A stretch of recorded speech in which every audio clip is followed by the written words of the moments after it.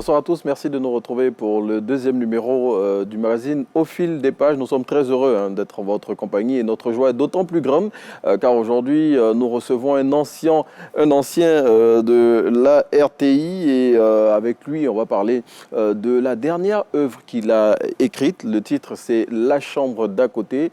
Il s'agit d'Ali Yoda que nous recevons aujourd'hui avec grand plaisir et avec un honneur assez intéressant et notre joie, vous pouvez l'imaginer, on n'arrive même pas à la contenir, mais en tout cas, on va faire l'effort d'y aller pour ce numéro de votre émission. Notre invité aura été tour à tour reporter, présentateur de la dernière édition du journal et présentateur de l'émission Allahu Akbar sur RTI 1 et après 35 années de bons et loyaux services, eh bien, il consacre son temps à l'écriture. Ali Yoda, bonsoir. Bonsoir. Merci d'avoir répondu à notre invitation. Je vous en prie. Bon, c'est avec une joie démesurée pratiquement que nous vous recevons aujourd'hui.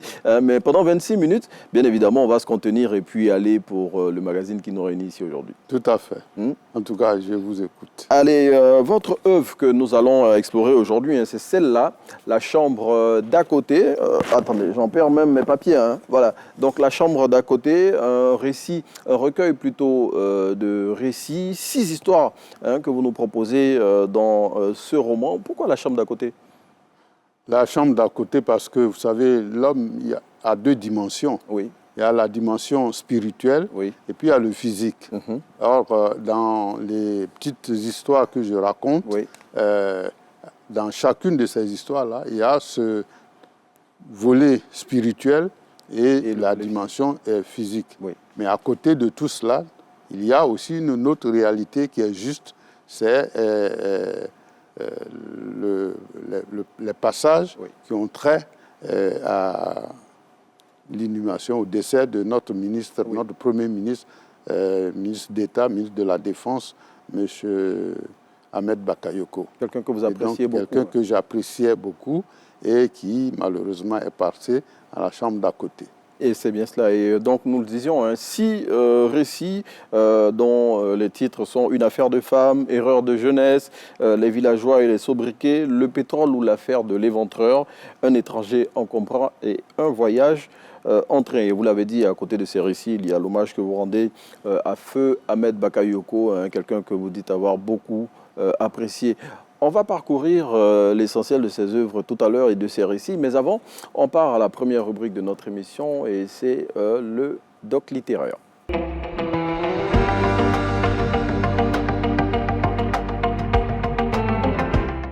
Je suis Alain Oussou, écrivain, enseignant-chercheur à l'Université de Bouaké, à l'Université Alassane Ouattara de Bouaké. Parallèlement à mes occupations professionnelles officielles, je suis également éditeur et rédacteur-correcteur. J'ai à mon actif aujourd'hui 6 livres, dont le premier intitulé Émotions, écrit en 2018, le second Tour d'horizon, écrit en 2021, le troisième L'amour en transe, écrit également en 2021. Et après cette série d'œuvres, je dirais que tous ces livres-là sont des recueils de poèmes. Voilà, j'ai marqué une pause pour réorienter ma plume et en 2023, j'ai publié mon tout premier roman intitulé Tribulation ou étrange destin parallèle, qui est mon 4e ouvrage. Et la même année, j'ai publié, cette fois-ci pas un recueil de poèmes, mais un long poème intitulé Jusqu'au bout du néant. Et dans la foulée, toujours en 2023, j'ai publié un dernier roman, qui est mon 2e roman, et mon 6e ouvrage intitulé Mon cadeau de Noël. Cet ouvrage-là même qui fait, disons, la promotion de la lecture. Mon tout dernier ouvrage intitulé Mon cadeau de Noël est un livre qui encourage, pour ne pas dire qui incite à la lecture, parce qu'à travers ce livre-là, il est question d'un père qui offre un cadeau de Noël à sa fille et vu la forme du cadeau, la fillette était toute heureuse parce qu'elle pensait avoir obtenu de son père une tablette voilà, de jeux vidéo et autres, quoi. Et finalement, il se trouve que quand elle déballe le cadeau, elle se rend compte que c'est un livre. Et là, Ce fut la grande déception. Plus tard, après avoir évacué sa déception, elle décide d'ouvrir le livre et quand elle l'ouvre, elle se rend compte qu'en fait, le livre lui enseigne tellement de belles choses. Et ce qui est encore plus intéressant, elle se rend compte que c'est le livre de son père. Et à travers le livre, elle découvre le passé de son père. Et elle-même, fascinée par cet opuscule-là, ce livre, elle décide de se jeter à corps perdu dans la lecture. La lecture devient sa passion et elle finit par devenir écrivaine. Voici ainsi résumé ce petit livre qui compte moins de 100 pages, mais qui n'est pas moins instructif. Là où il y a le livre, très peu viennent. Parce que ça n'implique pas de la nourriture pour le ventre. Et comme on le dit en Côte d'Ivoire, on a tendance à le dire, c'est ce qui est dans ton ventre qui est pour toi.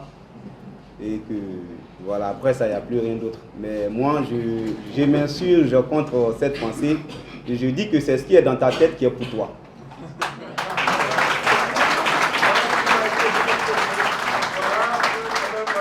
L'événement a été une réussite inattendue, d'autant plus que j'ai invité des gens, c'est vrai, mais je ne savais pas qu'il aurait un tel engouement.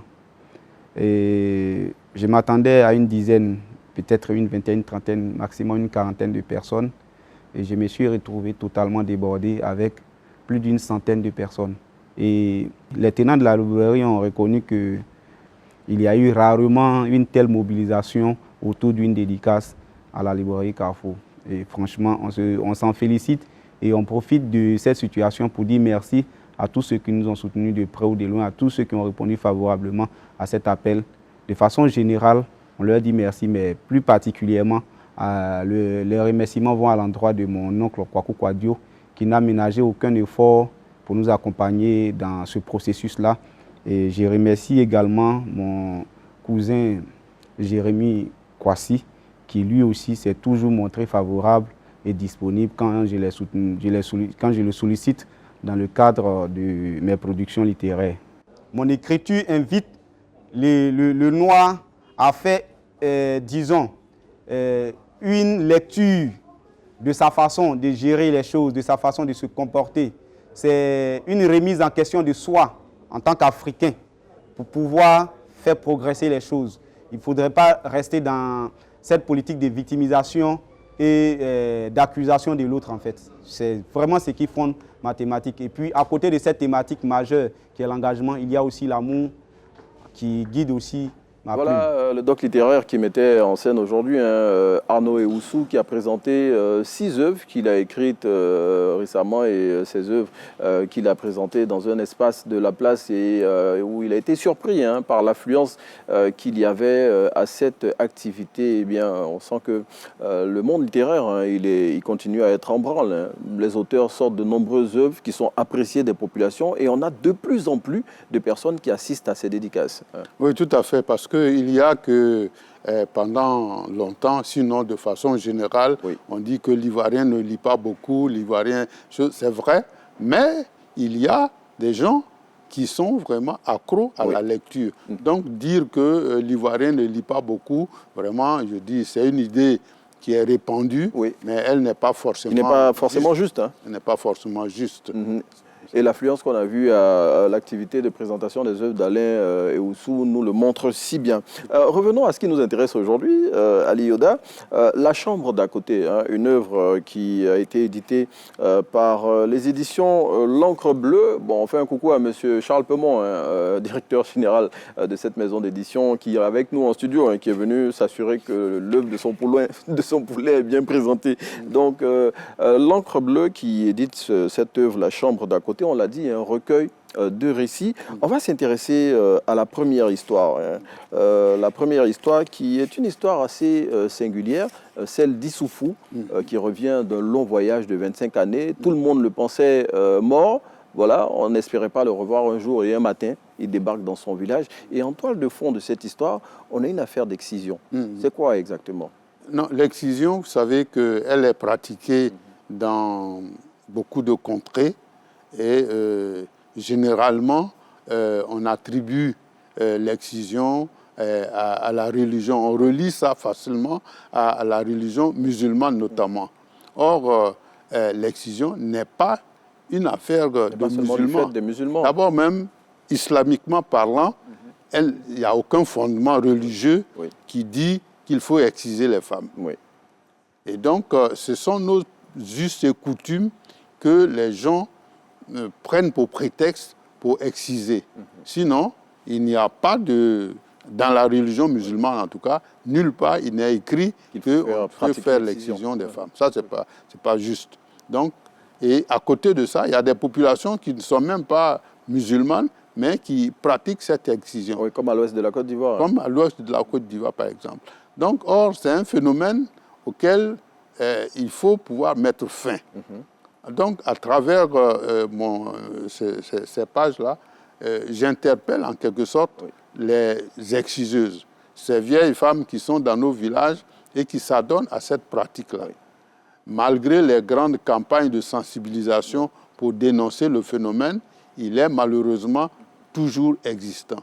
Donc, il faut continuer cette campagne et faire en sorte que un jour arrive qu'on puisse dire que bon, il n'y a plus d'excision. Bon, ça, c'est le souhait qu'on peut formuler. On a bon espoir que cette violence basée sur le genre cesse un jour, et surtout qu'à travers les écrits d'auteurs comme vous, eh bien, le message de sensibilisation continue à prospérer pour justement mettre fin à cette pratique. Et puis, on a une autre histoire, erreur de jeunesse. Erreur de jeunesse qui met en scène un jeune homme qui appartient à une caste, bon, disons noble, et qui engrosse une fille d'une caste inférieure. Et il cache l'histoire à sa famille. Et un matin, la jeune fille vient de déposer le bébé dans la cour des parents du jeune homme. Bon, ça aussi, c'est une façon pour nous de dénoncer certaines choses. Il faut, en principe, parler à nos enfants. Pour leur dire ce qu'il y a lieu de faire quand on a un certain âge, pour éviter ces choses-là.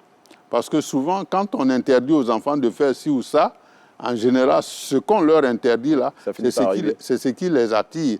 Et généralement, et malheureusement, je dirais, ça finit par arriver. C'est ce qui s'est passé avec ce jeune homme-là.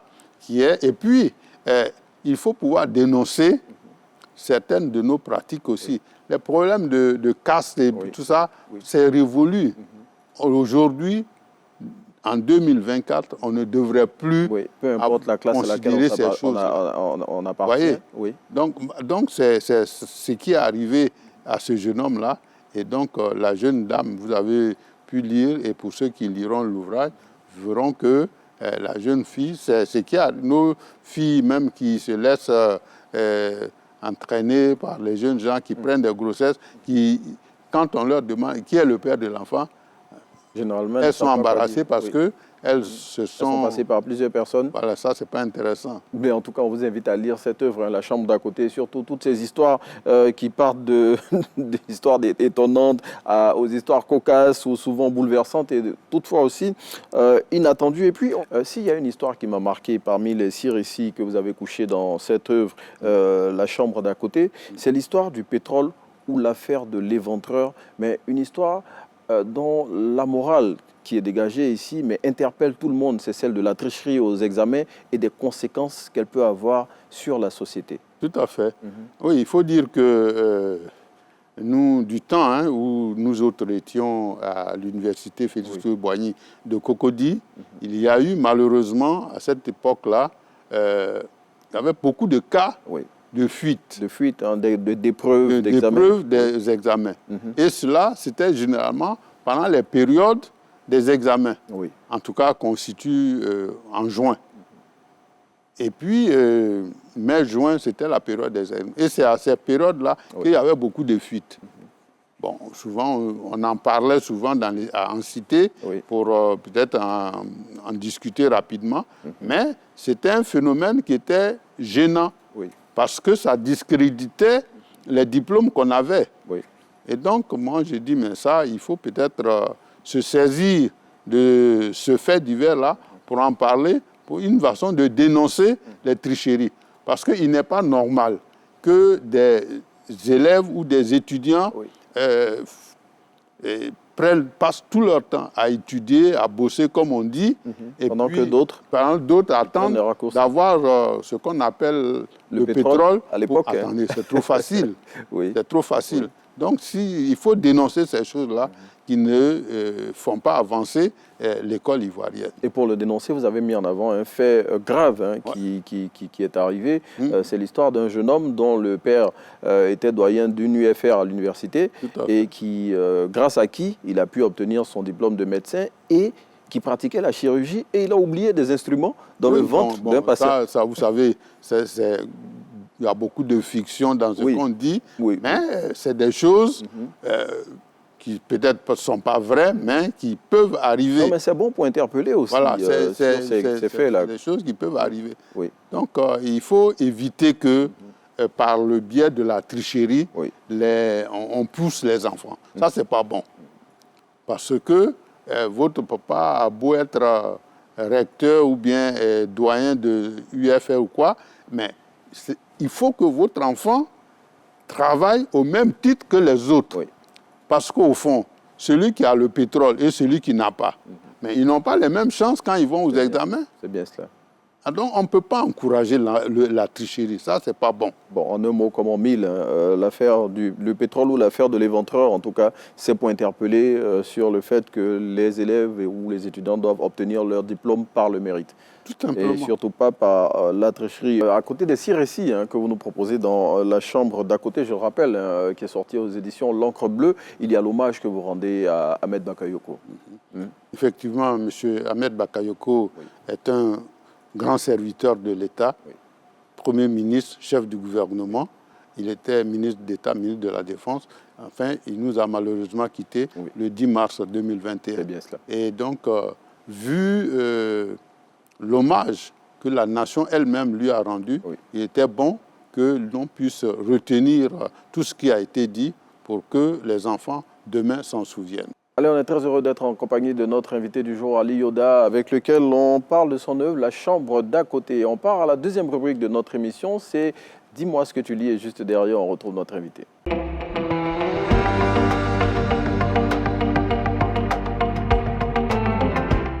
Bonjour Penda, merci d'avoir accepté notre invitation.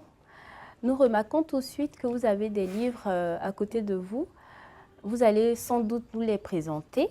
Mais avant, vous allez vous présenter à nos chers téléspectateurs. Merci Marie-Ange de me faire l'honneur de me visiter. Je suis Penda Dramera, je suis administratrice générale de Shine Group, qui est une agence conseil en communication. Je suis très passionnée de lecture et j'ai lu 1 millier de livres, on va dire, mais j'ai essayé de ressortir ceux qui m'ont le plus marqué. J'ai des livres que je lis tous les jours, qui sont sur ma table de chevet, donc qui sont Roubayat de Oumar Khayyam, Balthazar Gracian, qui est un écrivain jésuite, qui nous a fait un très beau livre de l'art de la prudence, qui parle de savoir-vivre et de savoir-être en société. Sun Tzu, l'art de la guerre, donc, qui parle de stratégie militaire. Et enfin, stratégie politique, qui est un classique que tout le monde, je pense, connaît, celui de Nicolas Machiavel, Le Prince. Mais en dehors de mes livres de chevet et des maximes que je peux essayer d'intégrer un peu tous les jours, j'ai aussi de la lecture de plaisir. Donc ma lecture de plaisir part sur tout type de littérature. Donc je pars de la littérature africaine à la littérature anglaise, en passant sur des livres de développement personnel. Mais ceux dont je vais vous parler, qui sont mes auteurs préférés, sont Paulo Coelho et Amadou Hampâté-Bâ. Donc Paulo Coelho, c'est un romancier, mais qui fait beaucoup de développement personnel et un petit peu de philosophie. Et Amadou Hampâté-Bâ, qui est un sage africain, qui nous a permis vraiment de retranscrire beaucoup de traditions orales à l'écrit, qui nous a parlé de son enfance à travers Amkoulel, l'enfant Peul. Donc c'est un livre que j'affectionne particulièrement parce que étant d'origine Peul, donc Amadou Hampâté-Bâ vient du même village que ma mère au Mali, donc le village de Massina. Il nous a, à travers Amkoulel, l'enfant Peul, parlé un petit peu de son enfance et de son adolescence, quand il partait à l'école coranique, quand il partait à l'école des Blancs, mais quand il apprenait auprès de son grand-père, quand il était dans la savane à la découverte de la nature. Donc il nous a vraiment enseigné pas mal de belles choses à travers ce recueil. le passage le plus éloquent, on va dire, c'est quand il partait pour l'école française, il quittait son village natal pour une autre ville. Sa mère lui a donné plusieurs conseils qui sont d'actualité même aujourd'hui. Le premier conseil qu'elle lui a donné, n'ouvre jamais ta malle en présence de qui que ce soit.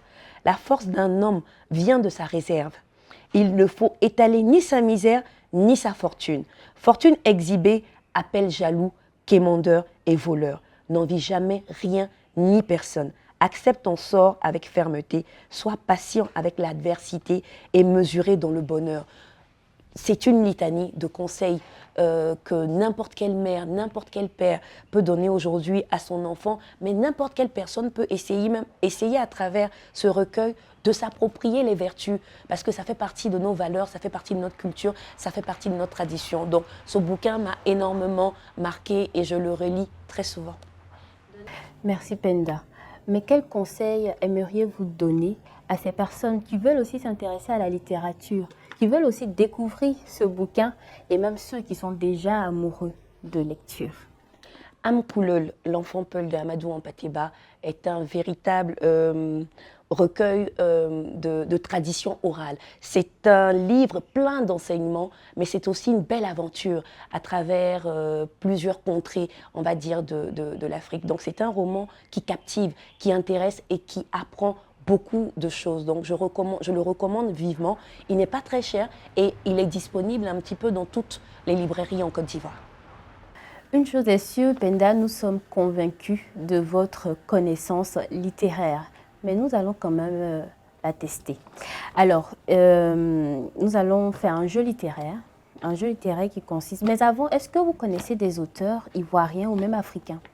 Oui, africains et ivoiriens, oui. Je peux citer plusieurs auteurs africains que j'apprécie, que j'affectionne, tels que Sambène Ousmane, Léopold Sédar Senghor ou encore Amadou Kourouma, qui est un auteur ivoirien. Et j'ai une jeune dame que j'aime bien aussi, qui est Onzata Ouattara.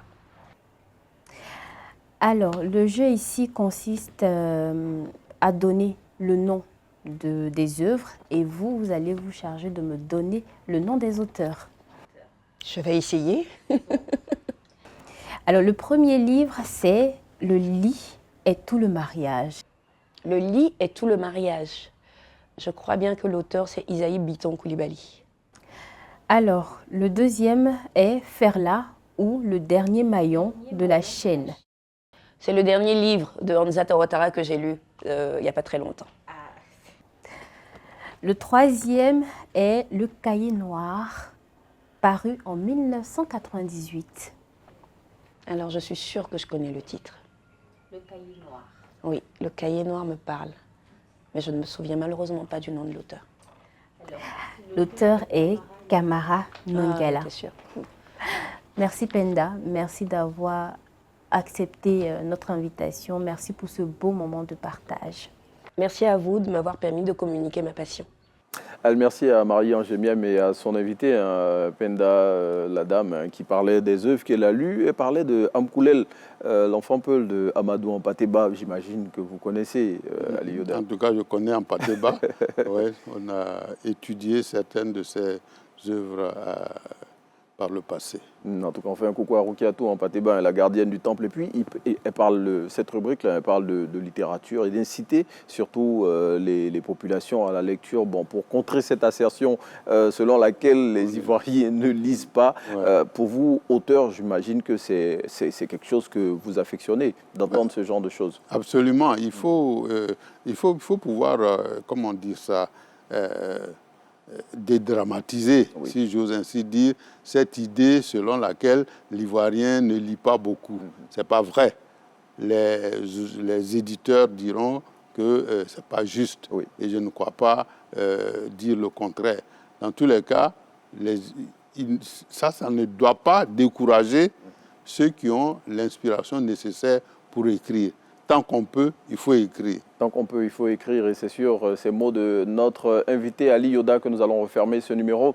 D'au fil des pages, Ali Yoda qui passait à nous présenter son œuvre, La Chambre d'à côté, un recueil de récits, 6 récits hyper intéressants, suivi d'un hommage à Ahmed Bakayoko, un homme de foi et de devoir, comme l'a dit notre auteur. Et à côté de cette œuvre, il y a celle-là, Tranche de destin, un recueil de nouvelles aussi. Ces 2 œuvres qui sortiront en même temps. Bon, l'auteur n'a pas encore fixé la date de la dédicace, mais on se fera fort de vous en faire le compte-rendu ici dans votre émission. Ali Yoda, merci. Merci à vous. Et nous, on vous retrouve dans 15 jours pour un autre numéro de votre émission. Merci et bonne suite de programme sur RTI1.